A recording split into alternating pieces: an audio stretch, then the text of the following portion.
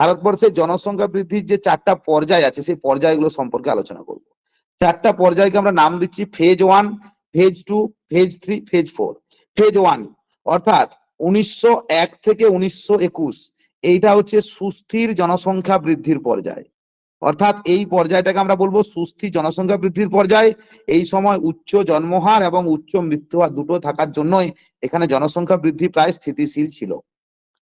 1921 সালে ভারতের জনতান্ত্রিক ইতিহাসে ডেমোগ্রাফিক ডিভাইড বলা হয়, কারণ এই বছর জনসংখ্যা ঋণাত্মক হয়েছিল। ভারতবর্ষের কোনো বছরে জনসংখ্যা ঋণাত্মক হয়নি, সব বছরে জনসংখ্যা বাড়ছিল। তোমাকে যদি আমি লক্ষ্য করি, আমি যদি 1901 সাল থেকে দেখাই, 1901 সাল থেকে আমি যদি 1911 সালে জনসংখ্যা বৃদ্ধির হার দেখাই, তাহলে এটা হচ্ছে 5.75। এর আগে তত তথ্য নেই, ঠিক আছে। এখানে 1901 সালকে আমি ধরছি, এখান থেকে এই জনসংখ্যা ছিল, তো পরের বছর তো বৃদ্ধিটা বুঝতে পারবো, তার জন্য 1911 লিখলাম।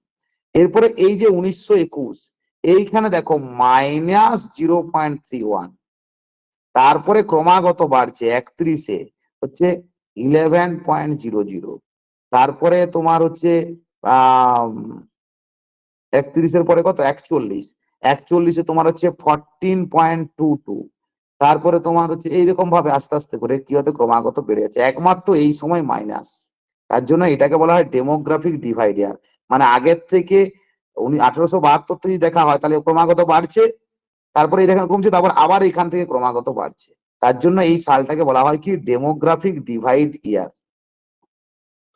এবং এই সময় জনসংখ্যা বেড়েছিল কেন, অর্থাৎ এই সময় জনসংখ্যা কেন বেড়েছিল, এই সময় জনসংখ্যা বাড়ার কমার কারণ হচ্ছে কি, কেন কমেছিল? ইনফ্লুয়েঞ্জা হয়েছিল, প্লেগ হয়েছিল, গুটি বসন্ত, এই সকল মহামারী গুলো হয়েছিল। এবার আসছি ফেজ 2, এইটাকে বলা হয় 1921 থেকে 1951। এটা হচ্ছে জনসংখ্যা স্থির জনসংখ্যা বৃদ্ধির পর্যায়। এই পর্যায়টা হচ্ছে স্থির জনসংখ্যা বৃদ্ধির পর্যায়।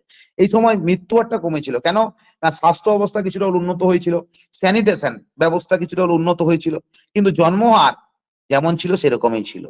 সেই কারণে এই সময় জনসংখ্যার বৃদ্ধিটা ঘটে, সেটা কিসের কারণে ঘটে? মৃত্যুহার হ্রাসের জন্য ঘটে। সেই জন্য এই পর্যায়টাকে বলা হয় মোর্টালিটি ইনডিউসড গ্রোথ। ভালো করে মনে রাখবে, অর্থাৎ 1921 থেকে 1951 সাল, এই পর্যায়টাকে বলা হয় মোর্টালিটি ইনডিউসড গ্রোথ। কারণ মৃত্যুহার কমার জন্য কি হয়, জনসংখ্যাটা এই সময় বাড়ে। ঠিক আছে, এটা বোঝা গেল। এরপরে চলে আসছি আমি ফেজ 3। ফেজ 3-তে যদি আমরা যাই তাহলে দেখতে পাবো যে 1951 থেকে 1981, এইটাকে বলা হয় সূচকীয় বৃদ্ধি বা পপুলেশন এক্সপ্লোশন স্টেজ ভারতবর্ষের ক্ষেত্রে। এবং এই সময় মৃত্যুহার কমলেও জন্মহার খুব বেশি ছিল। এবং এই পর্যায়ে শেষ যে বছরটা অর্থাৎ 1981, এই সময় মনে রাখবে 1981 সালে জনসংখ্যা বৃদ্ধির হার 2.2%-এ পৌঁছায়। সর্বোচ্চ বৃদ্ধির হার 2.22, আবার একটা 2 থাকবে, আমি 2.2 ধরেছি। তাহলে এই পর্যায়ে বার্ষিক বৃদ্ধি হারটা এইরকম পর্যায়ে পৌঁছায়। তাহলে ভাবতে পারছো, তাহলে এখানে দেখো দশকীয় বৃদ্ধি হার, ওই জন্য দেখো 22.22। ঠিক আছে, 22.22 হতো, এখানে 22.2 করে দশমিক করে 1 ঘর নেওয়া হয়েছে, তাহলে 10 দিয়ে ভাগ করলে 2.2 আসছে। তাহলে এই জন্য এই গ্রোথটাকে বলা হয় ফার্টিলিটি ইনডিউসড গ্রোথ। অর্থাৎ এই পর্যায়টাকে বলা হয় ফার্টিলিটি ইনডিউসড গ্রোথ।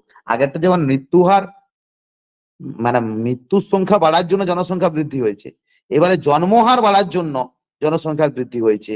এই ফেজ 3টাকে বলা হয় কি ফার্টিলিটি ইনডিউসড গ্রোথ। বোঝা গেল জিনিসটা? তাহলে ফেজ 1 একে আমরা বলছি, এই যে পর্যায়টা হচ্ছে আমরা দেখতে পাচ্ছি যে স্টেশনারি পপুলেশন থাকছে, জনসংখ্যা বাড়ছেও না কমছেও না। তার পর্যায়ে কি যে স্থির জনসংখ্যা বৃদ্ধি হচ্ছে, এই পর্যায়টাকে বলা হচ্ছে মোর্টালিটি ইনডিউসড গ্রোথ। আর থার্ড ফেজকে বলা হচ্ছে ফার্টিলিটি ইনডিউসড গ্রোথ, এবং এই পর্যায়টা হচ্ছে পপুলেশন এক্সপ্লোশন। এরপরে আমি চলে আসছি পরবর্তী অংশে, অর্থাৎ এই জায়গায় চলে আসছি। সেটা হচ্ছে কি যে আমাদের পরবর্তী অংশ ফেজ 4, এই পর্যায়টা হচ্ছে 1981 থেকে 2011। এইখানে তোমাদের আমার প্রশ্ন থাকে, কি প্রশ্ন স্যার? প্রশ্ন হচ্ছে একটাই যে স্যার আপনি 1981 সালটা একবার ওইদিকে লিখছেন একবার এইদিকে লিখছেন, মনে মনে আসতে পারে। আমি এই জিনিসটা বুঝিয়ে দিই। ধরো তোমার 1951 সালটাকে ওই ধারে ধরা হবে। 1951 থেকে 1961। অর্থাৎ এই পর্যায়ে হিসাবটা আমার এই রকম ভাবে আসবে, অর্থাৎ এই পর্যায়টাকে আমার লেভেল ধরা হচ্ছে। লেভেল ধরো এটা যদি 100 জন হয়, এটা যদি 105 জন হয়, তাহলে জনসংখ্যা বৃদ্ধির হার কত হলো? 5 জন। ঠিক আছে, তাই 1981 সালটাকে ওই দিকের সাথে তুলনা করা হচ্ছে, বোঝা গেল? আর 1921 সালের পর থেকে আমাদের এই পর্যায়টায় আসছে। ঠিক আছে, জিনিসটা নিশ্চয়ই বুঝতে পেরেছো আশা করি। তাহলে 1981 থেকে 2011 মানে কি, 1921 সালে জনগণনা হয়ে গেছে, সেই জনগণনার সাপেক্ষে তার যে ফলাফলটা হলো সেটা ফেজ 3 এর দিকেই লেখা হবে, বোঝা গেল? অর্থাৎ আমি তোমাকে ছোট্ট একটা জিনিস বোঝাই। ধরো 1971 সালে জনসংখ্যা হচ্ছে 300 জন, আর 1981 সালে জনসংখ্যা ধরো হচ্ছে 305 জন। তাহলে এই যে এইটা হলো, এরপরে আসছি 1991, এইখানে ধরো আছে 307 জন। তাহলে এই যে বৃদ্ধি হারটা, এই যে কত বাড়লো? 2 জন, এইটা এইদিকে গণনা হবে, আর এই পর্যায়টা হবে এই দিকে গণনা, বোঝা গেছে? তাহলে এই জায়গাটা নিশ্চয়ই বুঝতে পেরেছো। 1981 থেকে 2011 এটা উচ্চ বৃদ্ধি, কিন্তু হ্রাস আর ক্রমাগত কি হচ্ছে? কমছে। জনসংখ্যা বৃদ্ধি হ্রাস হারটা কমছে। কারণ কি, ওই যে দেখো, ভালো করে লক্ষ্য করো, 1981 সালে কত ছিল? 2.22, এটা 1981। তারপরে 1991 কমে গেল, 91 কমে হলো, আমি বার্ষিক বৃদ্ধি যদি ধরি, এটা হচ্ছে কি না 2.16। তারপরে 2001 সালে যদি ধরি, তাহলে সেটা হচ্ছে কি 1.97। তারপরে যদি আমি 2011 সালে ধরি, তাহলে 1.76। তাহলে এই যে জায়গাগুলো লক্ষ্য করতে পারছি, এই যে অংশগুলো লক্ষ্য করছি, ক্রমাগত কি হচ্ছে? কমছে, তাই না? তাহলে এইটাই বলা হচ্ছে। এবং দেখো, 2001 থেকে 2011 দশকে বৃদ্ধির হারে সবচেয়ে তীব্র পতন হয়, অর্থাৎ এই সময় বৃদ্ধির হারে তীব্র পতন হয়। কেন হয়? কারণ 14.7 অশোধিত জন্মহার কমা যায়। অশোধিত জন্মহার মানে ক্রুড বার্থ রেট, প্রতি 1000 জন মানুষ পিছু যতজন জীবিত শিশুর জন্ম হয় সেটাকে আমরা বলি ক্রুড বার্থ রেট। সেই সংখ্যাটা 14 মানে 100 জনে 14.7% কমে যাচ্ছে।